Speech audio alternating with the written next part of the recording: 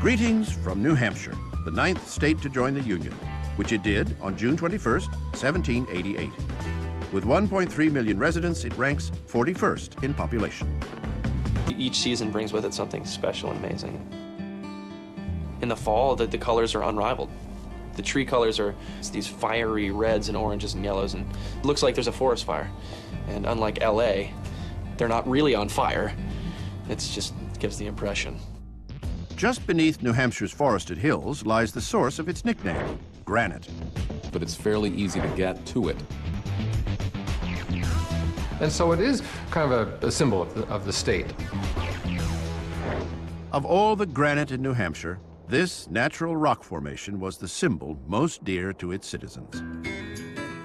The old man of the mountain was something nature had given us. God built that, and people often made comments about, oh, this will never happen, and this will last as long as the old man. And my wife came charging out of the house, and she said, hey, the old man of the mountain fell down. I said, oh, it didn't quite register with me. What do you mean? He said, you know, the great stone face up in Franconia, the thing's fallen down. When the old man of the mountain fell down, there was panic. I didn't realize how attached I was to it until it fell. I got a little choked up, I have to say. The next generation of kids are gonna be like, what's this? Who's this old guy on the interstate signs? What's this old silhouette of this dude? I don't know who that is. And we'll have to explain it to everybody, so it's just gonna be a lot of work. New Hampshire may have lost its most visible symbol, but its proud identity is intact. This is a land of significant firsts. New Hampshire is the first state to lose a native son in the Civil War, 17-year-old Luther Ladd. It was home to both the first American in space, Alan Shepard, and the first civilian to die in space, Christa McAuliffe. Perhaps the most important milestone occurred in 1774, when New Hampshire became the first colony to take military action against England. The powder raids erupted at a garrison in Newcastle, New Hampshire. At the time, it was a royal outpost, known as Fort William and Mary. It was loaded with gunpowder and weapons, and when Paul Revere rode up from Boston to tell New Hampshire people that the British were going to confiscate these, mobs from New Hampshire overran the forts on 2 successive days in December and took all the gunpowder, literally took all of the weapons out of the forts. The garrison that was there, just a handful of British soldiers who really weren't wanting to put up much of a fight when all these men appeared. The fort was considered the center, if you will, of royal authority, other than the governor himself, and this was a clear attack on royal authority.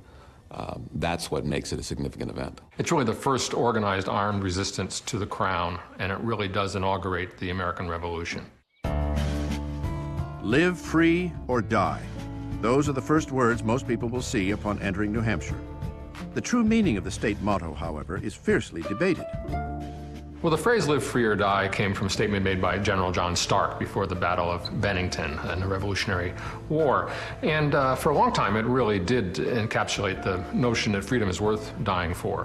When there's a debate over whether we should have seat belts or a debate as to whether we should have motorcycle helmets, someone always will come out and say, in the live free or die state, you know, we don't need seatbelt laws. I think it's something that we see as a source of pride and again, a source of our independence. So we're not going to take any crap from anybody. New Hampshireites certainly aren't going to let any other state hold a presidential primary before theirs, which is traditionally the first in the nation. Candidates had to come in and show that they, in the living rooms and in the town halls and in the coffee shops, that they could look people in the eye and tell them what they would do. The nice thing about the New Hampshire primary is the campaigns aren't very well polished yet, and the candidates aren't very well polished yet. And so you get some refreshingly honest answers up front. Since the 1952 election, New Hampshire has been considered the maker and breaker of presidential hopefuls. Incumbent presidents Harry Truman and Lyndon Johnson dropped their re-election bids after poor showings in New Hampshire. In fact, only Bill Clinton and George W. Bush have won the presidency after losing this primary. The high stakes in New Hampshire attract reporters and candidates by the busload. It's a rare primary when you don't see 3 or 4 of the candidates. That's the whole story about the man that asked him if he was going to vote for candidate so-and-so, and he said, I don't know, I've only met him 3 times.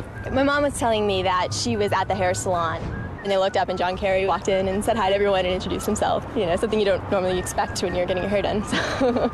Get so used to the candidates coming that if someone knocks on the door, it's probably not the pizza guy, it's a candidate. When the primaries are over, the citizens of New Hampshire are happy to get their state back to themselves. It's so nice and quaint now. You know, I don't want all this influx of of people coming to the town.